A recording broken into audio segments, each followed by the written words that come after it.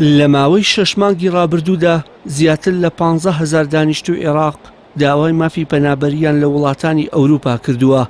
هۆکارەکەشی بۆ بێکاری گەنجان و سەختی گوزەران و کەمی دەرفەتەکان دەگەڕێنرێتە.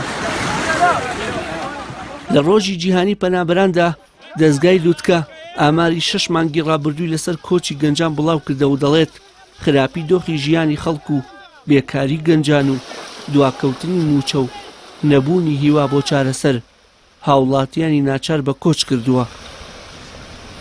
لە سۆنگەی خەمخۆریمانەوە لە ڕۆژی جیهانی پەنابەراندا داواکاریەکانمان لە چەند خاڵێک ئاخینەوە بوو. داواکارین لە وڵاتانی ئەوروپا بە لە بەرچاوگرتنی و بارودۆخی کە لە عێراق و هەرێمی کوردستان نەگوزارێت دەست بەجێ دیپۆرتی زۆرەملێ ئەو پەنابەرانە ڕاگرن کە داواکاری مافی پەنابەریان ڕەتکراوەتەوە. وەڵامدانەوەی داواکاری خواستی و کۆچبەرانەی کە ساڵانێکی دوور و درێژە لە چاوەڕوانی وەرگرتنی مافی پەنابەریان.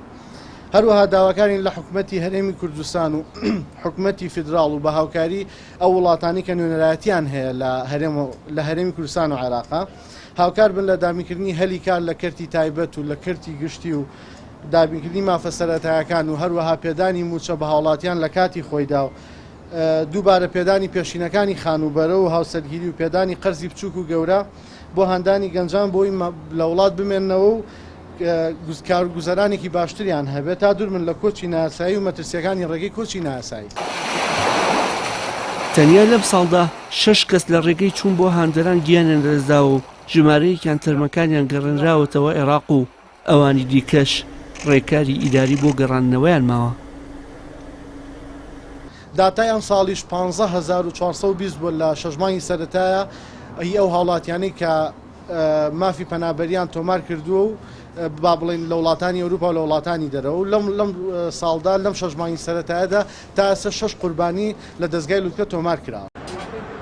یەکێک لەو گرفتانەی ڕوبەڕووی پەنابەرە گەڕاوەکان دەبێتەوە نەبوونی هاوکاری حکوومەتە بۆ دووبارە تێکەڵبوونەوەیان بە کۆمەڵگا.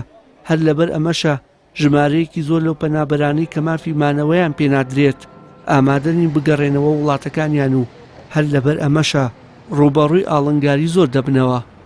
وشیار محەممەد، کەناڵی ئاسمانی پەیام، سلێمانی.